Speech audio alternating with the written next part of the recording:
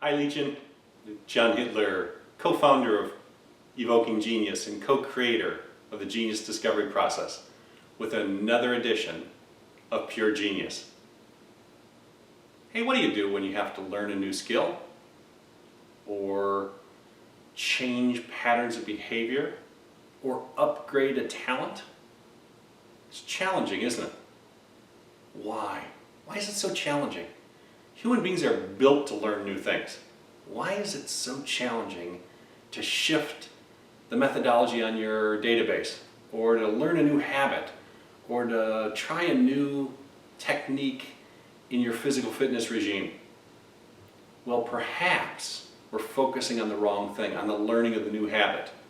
There may be a precursor, and the real skill is unlearning. The precursor to quick, effective learning is oftentimes what I call unlearning. We have to learn to unlearn something before there's room in our brain to learn something new. Now our claim is it's the number 2 useful skill in today's workplace. Wow, number 2? How did it rate so high? Unlearning? Never even heard of that. Well, maybe even more important, what's number 1?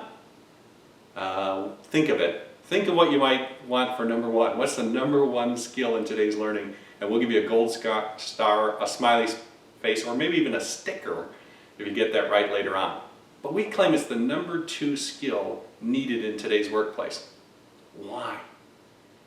The reason is the pace of change is so fast. Things are coming at us so quickly. 5 years ago, we didn't have technologies that we do today. And 5 years from now, there will be disruptive technologies that replace what we're currently using. We have to unlearn and learn new all the time, everywhere, to compete in the marketplace. So it's the number 2 skill. Well, today we promise we're going to give you techniques, strategies, and tips on how and when to unlearn, how to deal with what we call triggers, which are your brain's automatic trigger to get going on a process. 40% of what we do is habitual, and they start with triggers. So we're going to teach you about triggers and how to alter them, and then teach you the fastest and the most effective way to learn something new or unlearn something old. Want to play? Hey, you're going to learn something new if you do. So let's spin the big wheel. Well, I'll start with a story. 18 months ago, May of 2014, completely snapped my shoulder, my rotator cuff. I did it in a competition. I was doing way too many reps because that's what the competition required. Your form falls apart, and then you start leveraging everything on your shoulder instead of using good form. Not surprising, and I snapped the tendon that holds my shoulder together. Just snapped it right off. Oh well, it happened. I had to have surgery, couldn't move the shoulder basically for 8 weeks. They put it in a sling and said, don't move it for 8 weeks, let the muscles heal, let the surgery heal before we start doing physical therapy. Fair enough, painful, but okay. Problem was, I still had corporate engagements, I still had teams I had to show up with, I still had to show up on site, face to face, in person. Fine, happy to do it, I'm a trooper.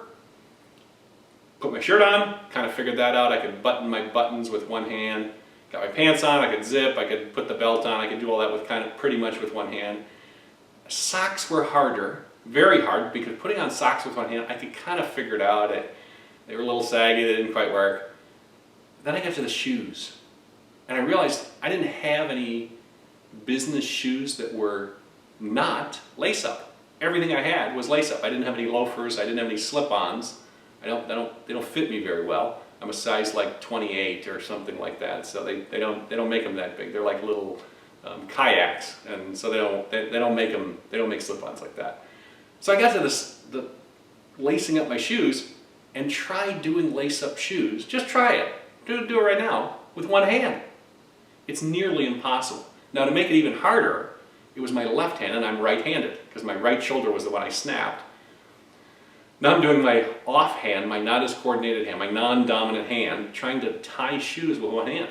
I could pull the laces tight, I could do all that. I could even kind of get it into the first bow, but I needed the second hand. And here, to reinforce that I could not use my right hand, what I did, my automatic pattern of behavior, because I've been tying shoes since, who knows, kindergarten. I would try to reach out a little bit with my bad arm and then my shoulder would just have a searing pain. I go, no, can't do that, can't do that. Nope, don't get that shoulder even an inch away from the body or it hurts. Well, for 8 or 10 weeks, I could not lace up shoes. What would have been helpful is for me to learn a new technique for lacing up shoes with one hand. I just couldn't find any. I Googled it and nobody had any. I thought, well, there's probably somebody there with only one hand or one arm that's learned how to do this. Couldn't find any. My substitute ended up being that you've probably seen these in Hollywood movies like 300 or any of the biblical type movies. I wore what I call Jesus creepers. I have open-toed, Nike makes them. They're actually walking sandals. They got a great base. They got solid base and whatnot, but they have an elastic heel strap, and you can slide them on and just pull them on. So I went barefoot or without socks to engagements for 8 weeks and just apologized to the clients in advance that I needed to wear my Jesus creepers. You can call them Moses creepers if you like the Old Testament better. But that's what I wore for 8 weeks because I couldn't figure out a way to unlearn what I had done or to relearn a new technique due to hurt my shoulder. Well, that was a little bit dramatic, but we run into this situation every day. The company gets a new database. You go, oh, all the methodology, all the buttons do different. Tab used to do this, now tab does it. Now the arrow used to do, Command C used to be this, now F8 is, it's crazy. What you have to do you have to unlearn the old methodology before you can relearn or learn new? I don't know. This is why the dilemma exists more and more frequently every day. Because the pace of change and the required learning to stay competitive is getting faster and faster and faster. And you tell me, do you think the pace of change will slow down or speed up?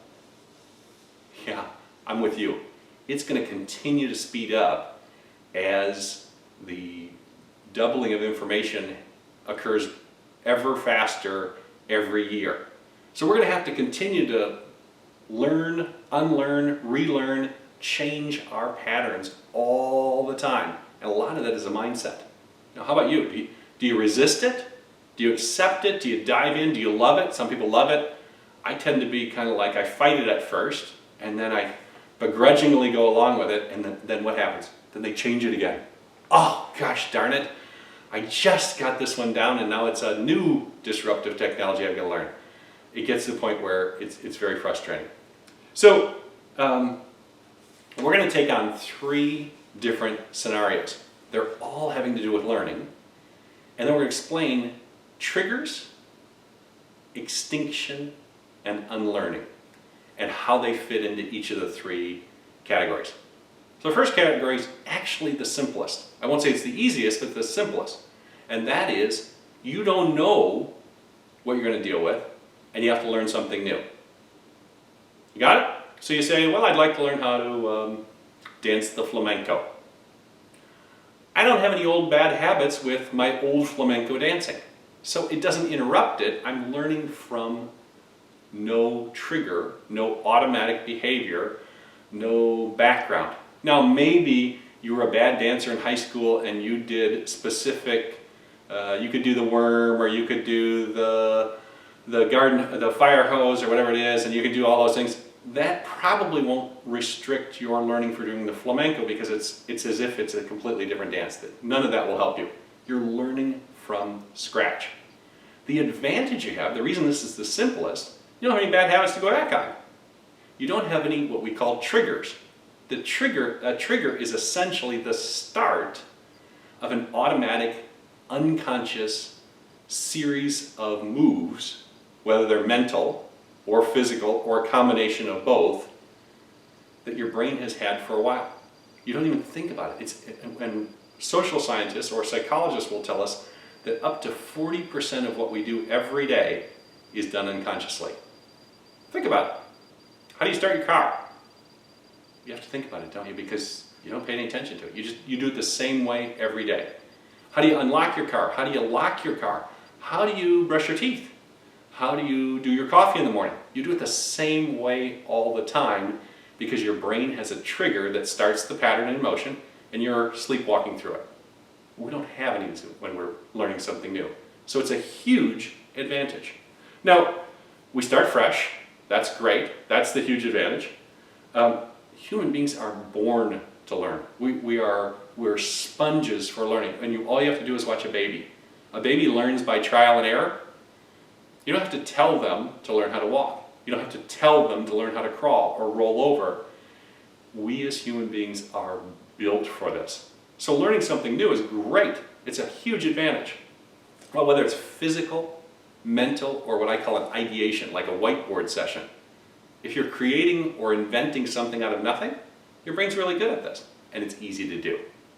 Well, the brain, what it'll do is it will look for patterns or tangents that you already do have to help you with the learning that you don't have.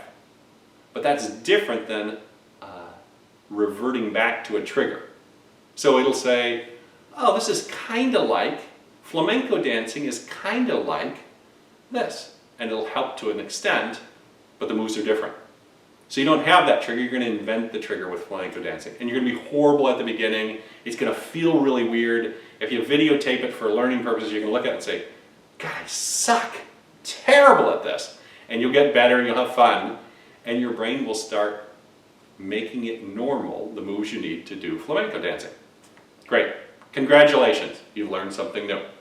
But that's why it's so difficult to unlearn or relearn a pattern you already have. And that's our second category. So let's say what you want to do is replace one set of learning with another. Oh, that's different. Because now we're not dealing with a blank slate. We're dealing with triggers or automatic ways of doing things that are firmly established in your brain. And in neuroscience, that's a helpful thing because it makes patterns easy and automatic, but when you need to shift them, now it's more stubborn.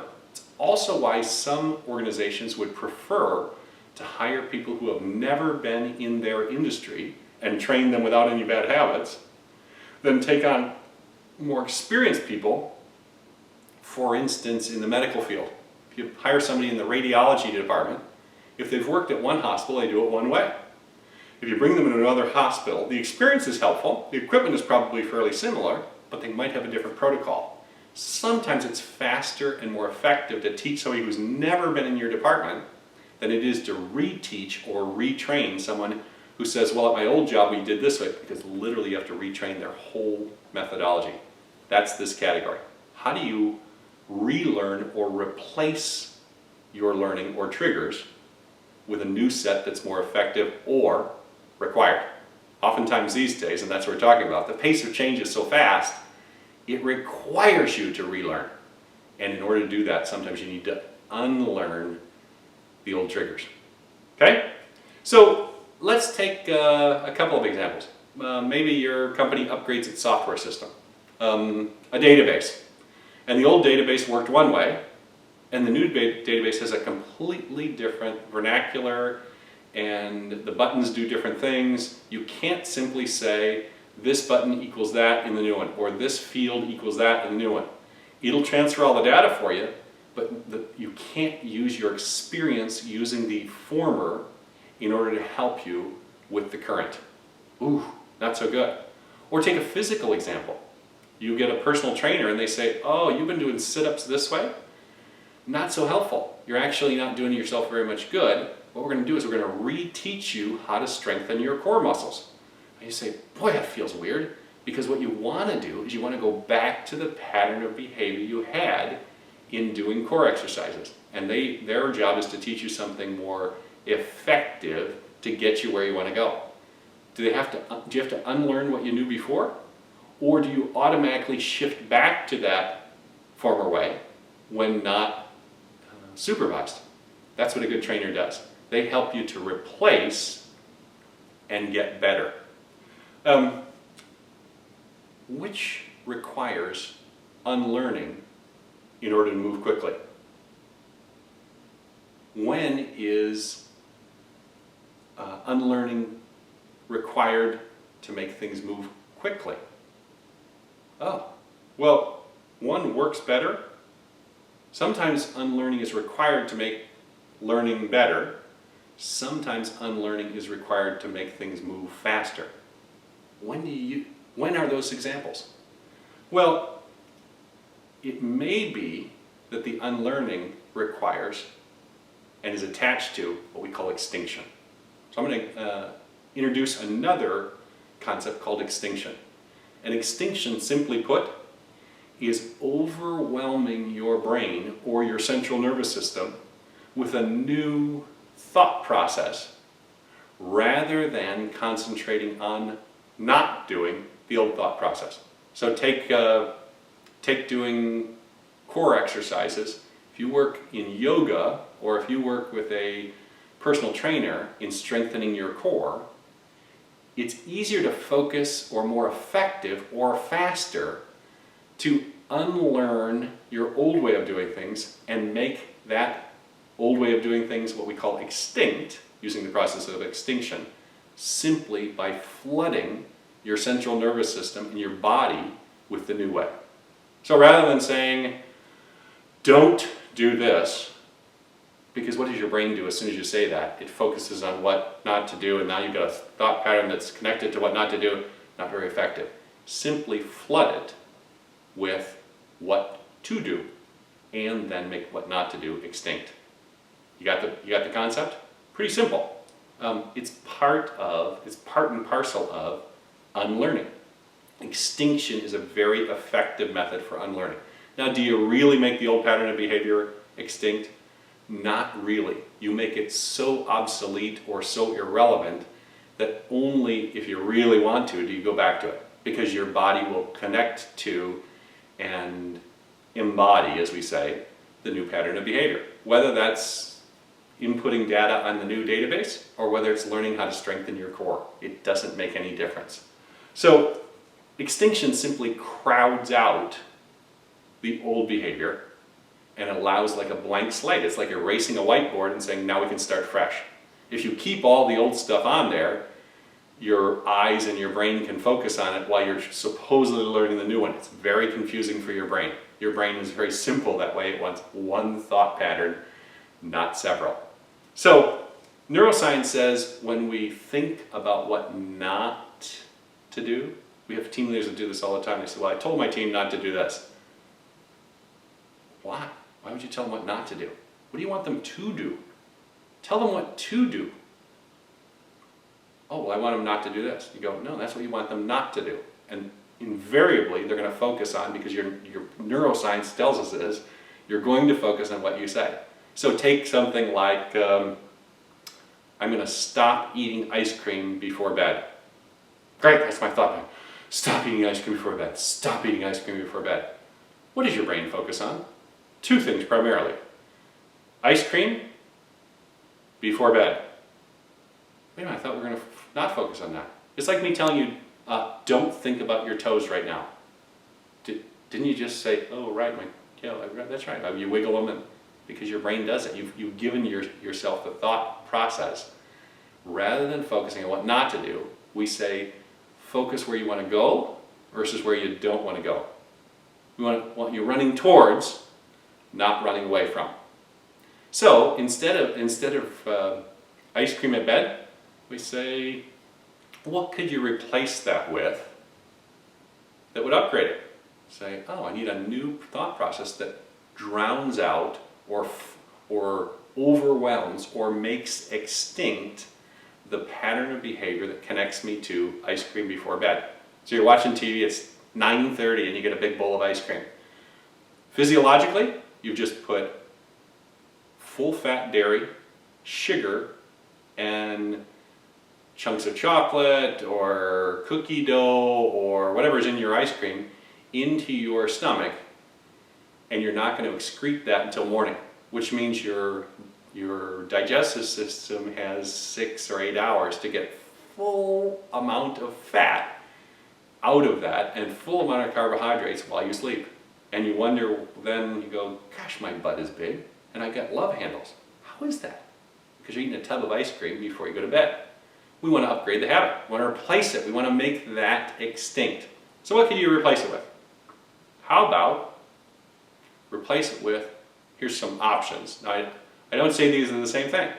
Frozen grapes are fabulous because now you're still putting something in your mouth while you're watching television. But frozen grapes have natural sugar, they're very low calorie, and they're good for you. Frozen blueberries are even better. They're one of the top 2 or 3 antioxidant foods.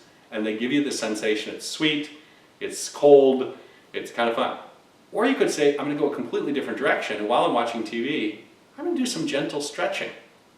So I'm going to replace, overwhelm the idea of eating ice cream while I'm sitting on the couch before bed with gentle stretching while I'm watching the same television program. Gentle stretching before you go to bed is incredibly helpful in inducing sleep. Oh, so not only am I eliminating the calories and burning a little bit when I stretch, I'm actually helping my body to relax before I go to bed. Helps me get a better night's sleep. Watch your love handles and your butt shrink. Because now you've replaced something that's highly caloric and fattening with something that actually induces good sleep and has no calories. Actually has negative calories because you're going to burn some calories. Not a ton, but you're going to burn some calories. You can replace with raw nuts. You say, gosh, I'm eating raw walnuts or raw almonds. Yes, they have fat, but they have different kind of fat. They have very healthy fat that's good for brain function, not for love handles. You're upgrading or replacing the quality of your habit, and you're making extinct the old one. Now, never do we talk about, wait a minute, that should not be named. Vitamin I, I'll call it. Nor do we talk about eating it before bed. We simply say, what do I do before I go to bed? I love frozen grapes, or I love frozen blueberries, or I love raw nuts, or I love stretching, or I love reading, and your brain attaches the triggers, the same pattern of behavior, to something healthy rather than something fattening. You got this? You got the sense? We overwhelm, which creates unlearning and makes extinct the old pattern of behavior. So let's look at the last one. The last one is to upgrade, or the pattern associated with upgrading, very similar to the vitamin I to grapes, or vitamin I to whole nuts, or vitamin I to a physical activity. Let's go through the process needed to do this. You're going to use triggers. You're going to use extinction, and you're going to overwhelm your brain, or your neuro-linguistics and your central nervous system with a new pattern of behavior. How do you do that? It's actually quite simple. The first thing you have to do is consciously interrupt an unthought of pattern of behavior, or what we call a habit. Now, we have habits that are healthy, we have habits that are not healthy. Think about it. How'd you brush your teeth last night? I'm sure I did, but I don't remember. It's because it's unconscious. You do it every night. You have a whole bedtime routine with hygiene. Great. Well, let's attach a healthy habit to something you're already doing. That's a really great strategy. But the first thing we do when we want to change strategies is we interrupt the previously unthought of thought process. We interrupt what we call the trigger. You might interrupt it right at the beginning, you might interrupt it halfway through, or at the end. So interruption is the first piece. Wow, I hadn't thought of that. Second is a design or redesign change. So it's really a redesign. So interrupt and then redesign. You say, gosh, I already brush my teeth and I do a good job. What if I redesign that and added in flossing before you're right, yeah, you know what, I'm going to redesign that and add in flossing. Or I'm going to redesign it and add in flossing and then oral rinse. Then I'm going to brush my teeth. We're redesigning the trigger. We're still attaching it to the same trigger, but we're redesigning and making it better. Oh, great, so it's interrupt, then redesign. Then the third is overwhelm. So we want to interrupt, redesign, then overwhelm. What are we overwhelming? We're overwhelming the old trigger and the old unconscious thought pattern with the new one. So if you already brush your teeth every night, you might have to put a yellow sticky on your bathroom mirror saying, floss, oral rinse, brush your teeth for about a week. And after about a week, you're going to overwhelm the old trigger, and now you've flooded your system with the new one. After a month, you want to remember that you never didn't floss and use oral rinse because you've changed your system. And then the fourth piece is repeat. Overwhelm and then repeat, repeat, repeat. Now, could you add on to that? You could say, well, yeah, I've now redesigned. A month later, you say, gosh, now I floss, and then I do oral rinse, and then I brush my teeth. You go, what else could you do? You could then attach skin regimen to the same thing. You go, how do you cleanse your skin before you go to bed? How do you drink water? Do you drink a glass of water before you go to bed, which is good for hydration and digestion? You can attach any number using the same process. It's a very simple process. Interrupt, redesign, overwhelm, then repeat. 1, 2, 3, 4. You got it? All right. So, like we said, unlearning is the second most important skill we claim in today's marketplace. Now, you think you're ready for a gold star or a smiley face or maybe even a sticker? If you email me, I'll send you a sticker for getting this one right. If you had presence or personal presence as the #1 most required skill in today's marketplace, give yourself a gold star. What do I mean by that? Well, how many times have you sat in a meeting quietly working on your phone, returning an email or a text instead of listening to the PowerPoint or instead of paying attention to the speaker? How often have your kids said, Dad, Dad, Dad? And it takes the third time before you even kind of snap out of it. Go, that's lack of presence. How good does it feel when it's really clear to you that the person on the opposite side of the conversation is fully present? It's an incredibly high-level skill and one that continues to wane in today's marketplace. More on that in another edition. But here's what I want to do. 2 things. This is helpful. In a moment there will be like and share buttons. Like this and share it with your network. They'll get something out of it as well. Secondly, I want to commend you for the courage, the guts, the willingness to play full out.